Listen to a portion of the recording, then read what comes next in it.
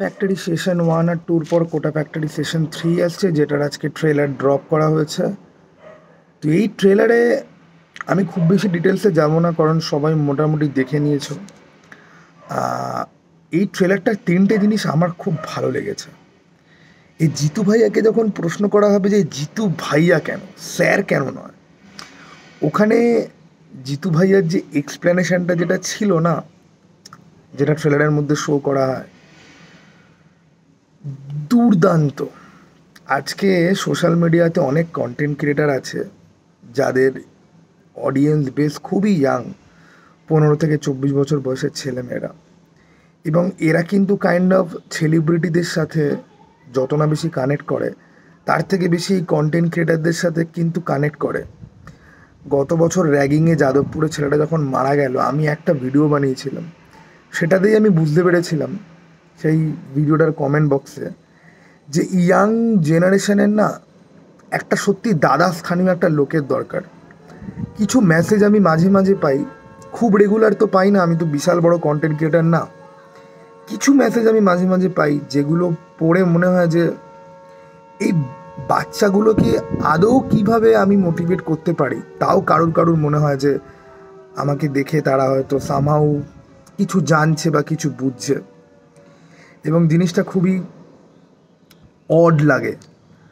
Odd এই জন্যে লাগে, এই যে ইমোশনটা, এটাকে ভাঙানো যায়। আজকাল অনেক মোটিভেশনাল স্পিকার হয়ে গেছে যারা ফালতু জ্ঞান দেয়, ঠিক আছে, রিয়ালিটি অর্ধেক লোকই বলে না। আর সবার তো এই প্রেজেন্টেশন, ঠিক আছে, অসম্ভব সুন্দর একটা ব্যাকগ্রাউন্ড মিউজিক চালাবে পিছনে, এবং তার সাথে খুব দারুণ এডিট করে কিছু কথা বলবে, বাট যে কথাগুলো বলবে সেগুলো প্লাস্টিক, সেগুলো অলরেডি সবাই জানে। রিয়েল কিছু বলবে না যেটা শুনে মনে হয় যে না, দিস ইজ রিয়েল। মোটিভেশনের একটা একটা কথা বলবো, কোনো মোটিভেশনাল স্পিচ নয় এটা ভাই। যদি এখনও হয় না যে তুমি স্টুডেন্ট এবং ইন ফিউচার চাকরি বাকরি তোমাকে করতে হবে, ভাই পড়াশোনা করো। যেই লাইনেই আছো না কেন, যেই স্ট্রিম নিয়েই আছো না কেন, সমস্ত ডিস্ট্রাকশান অফ করে, ইউটিউব ফেসবুক বন্ধ করে, ইনস্টাগ্রাম বন্ধ করে। হ্যাঁ, তুমি বলবে দাদা ইউটিউব বন্ধ করলে পর তোমার ভিডিও কোথায় দেখতে পাবো? ভাই বিশ্বাস করো, তোমার লাইফে কোনো মোটিভেশনের দরকার নেই। কারোর তোমাকে এসে বলতে হবে না কোনটা সঠিক কাজ, তুমি নিজে জানো কোনটা সঠিক কাজ। দ্যাট ইজ পড়াশোনা করা। কেন আমি বলছি, কারণ আমি লাইফে ঠিক সময়ে ঠিকভাবে পড়াশোনা না করে অনেক কিছু হয়তো পেতে পারতাম, অনেক কিছু হতে পারতো, বাট সেগুলো হয়নি। হ্যাঁ, আমার আফসোস হয়, যদিও আমার অ্যাকাডেমিক অ্যাচিভমেন্ট বা আমি এখন কি করি সেই সব দেখলে পরে অনেকের মনে হবে যে না, তুমি তো ঠিকঠাকই আছো, এটা তো অনেকেই করছে। বাট দ্য থিং ইজ যে একটা সময়ের পরে গিয়ে তুমি বুঝতে পারবে যে আমি আরেকটু যদি পড়তাম হয়তো আরেকটু ভালো কিছু হতো। আর এই আরেকটু ভালো কিছুটা কোনো লোভের জায়গা থেকে আসে না, এটা সিম্পল সময়ের সাথে সাথে রিয়েলাইজেশনের জায়গা থেকে আসে। এবং আমার ক্ষেত্রে ব্যাপারটা হচ্ছে কি যে আমি তো পড়াশোনা ভাই একদম করিনি, আমি কলেজ লাইফটা তো পুরো নষ্ট করেছি। সেটা আমার সব থেকে কাছের বন্ধুরা খুব ভালো করে জানে যে কলেজ লাইফটা আমি কীভাবে অ্যাকচুয়ালি ওয়েস্ট করেছি, এত ভালো কলেজ থেকে পাস আউট করে। এবং জয়েন্ট এন্ট্রান্স আমার একবারে ক্র্যাক হয়েছিল, ঠিক আছে, জাস্ট একটাই চান্সে, যেটা ইটসেলফ একটা ইম্পসিবল ব্যাপার ছিল। কোনো ইনস্টিটিউশনে না পড়ে সেটা হয়েছিল। এবং আমি কিন্তু স্কুল লেভেলে কিন্তু এরকম না যে র্যাঙ্ক করি বা ওরকম টাইপের ছাত্র। ভাই 599 পেয়েছিলাম। 599 মাধ্যমিকে পাওয়া মানে 1 নম্বরের জন্য স্টার না পাওয়া, সেটা নিয়ে স্কুলে কত খিল্লি উড়েছিল আমার। আর এইচএসে আমি পেয়েছিলাম মাত্র 63%, মানে 315। ফিজিক্স কেমিস্ট্রি দুটোতে আমি একটাতে বোধহয় 52 আর একটাতে বোধহয় 54 পেয়েছিলাম। শুধু স্ট্যাটিস্টিক্স আর অঙ্কে আর ইংলিশে আমার নাম্বার ভালো ছিল বলে আমি 315 পেয়েছিলাম। ওকে, কিন্তু এত পুয়োর এইচএস আর মাধ্যমিকের রেজাল্ট নিয়ে আমি 2012-তে উচ্চ মাধ্যমিক আর 2010-এ মাধ্যমিক দিয়েছি। এত পুয়োর রেজাল্ট নিয়ে আমার জয়েন্ট এন্ট্রান্স ক্র্যাক হয়েছিল, বাট সেটা সেটা এমন একটা কারণের জন্য যে এমনভাবে যে সেটা আমি সত্যি বলছি, আমি যদি বলি এখানে তাহলে পরে তাহলে পরে সমস্যা আছে, ঠিক আছে, তাহলে পরে আমার পার্সোনাল লাইফে প্রচুর প্রবলেম হবে, ঠিক আছে, because this involve one particular person যার নাম আমার আর নেওয়া উচিতই নয়। আর যদি আমি নিই তাহলে আমি কেস খাবো, ঠিক আছে, আমার বাড়ির লোকদের কাছেও খাবো, আশেপাশেও খাবো। যাই হোক, দ্য পয়েন্ট ইজ যে আমার অ্যাটলিস্ট ভাগ্য ভালো ছিল যে জয়েন্ট ক্র্যাক হয়েছে বলে আমাকে প্রাইভেট কলেজে লাখ লাখ টাকা দিয়ে পড়তে হয়নি। সেটা যদি পড়তে হতো তাহলে সেটার অন্যরকম কনসিকোয়েন্স হতে পারত। আর কলেজে চান্স পাওয়ার পরে আমার অ্যাকাডেমিক ইয়ারে যে ঘটনাগুলো হয়েছে সেগুলো সম্পূর্ণ আমার দোষ। তো দ্য পয়েন্ট হিয়ার ইজ, যখনই আমি টিভিএফ অ্যাসপিরেন্টের প্রথম সেশনটা দেখে আমি মাস 6 খুব চেষ্টা করেছিলাম যে আবার সরকারি এক্সামের জন্য পড়াশোনা করা, কিন্তু সেটা আমি 3 মাসের বেশি কন্টিনিউ করতে পারিনি। আর ওই যে কন্টিনিউ করতে পারিনি সেই দুঃখে বা নিজের ওপর ক্ষোভে অভিমানে আমি টিভিএফ অ্যাসপিরেন্টের সেশন 2 আর দেখিইনি। ইভেন কি কোটা ফ্যাক্টরি সেশন 1-2 জানো তো, আমি যখন দেখেছিলাম, মানে প্রথমে তো আমি দেখছিলাম না, আমার এক বন্ধুর অনেক ইনসিস্টের পরে আমি দেখেছিলাম। এবং এই সিরিজগুলো দেখলে না অদ্ভুত একটা কষ্ট কাজ করে। কষ্টটা হচ্ছে গিয়ে পিওর রিগ্রেট, যে হ্যাঁ ভাই আমি টাইম থাকতে করিনি। আর এই জয়েন্ট AITREE জন্য যে স্ট্রাগেলটা মানুষ করতো, আমাদের সময় তো AITREE ছিল, এখন যেই মেন স্ট্রিম বলে হয়তো। যাই হোক, আমার কিছু বন্ধুবান্ধব যারা ভালো ভালো সরকারি এক্সাম ক্র্যাক করে অনেক ওপরে চলে গেছে, যেটা আমি অবশ্যই করতে পারিনি। এবং নিজের এই একাডেমিক ব্যর্থতাগুলো নিয়ে যখন ভাবতে বসি তখন মনে হয় যে এই শোগুলো দেখা থেকে নিজেকে অনেকটা দূরে সরিয়ে রাখি।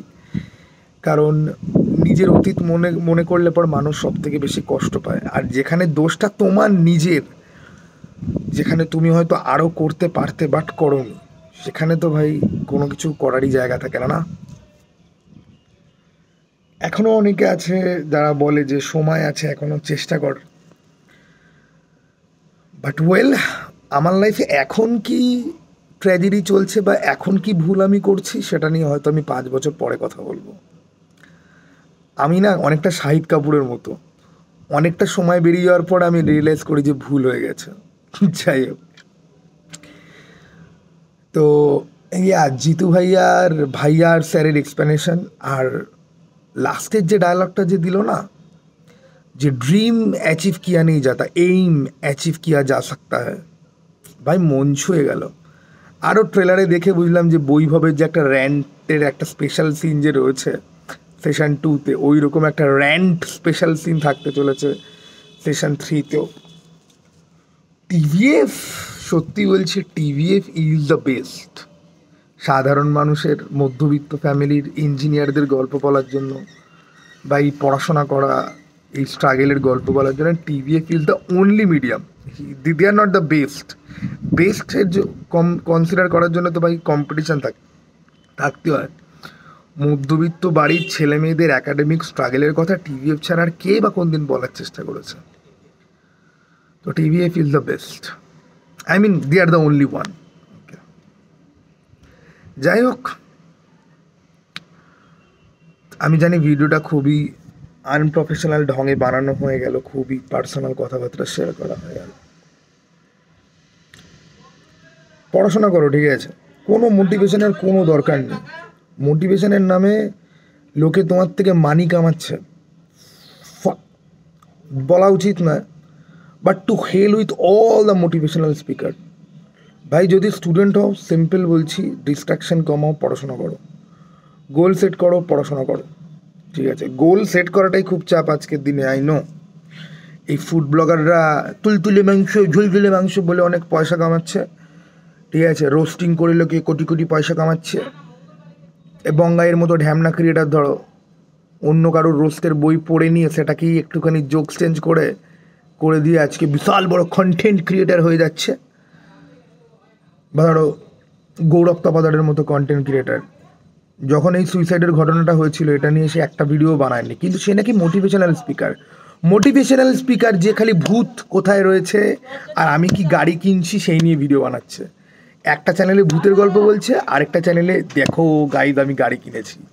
তবে তারপরে গৌরব তপাদারের এই ভিডিও দেখে যখন আমি দেখলাম যে ওর স্পন্সর আর কে, তখন আমি বুঝতে পারলাম যে আরে ভাই, এই জন্যে যাদবপুরের সুইসাইড নিয়ে কোনো কথা বলার দম নেই লোকটার।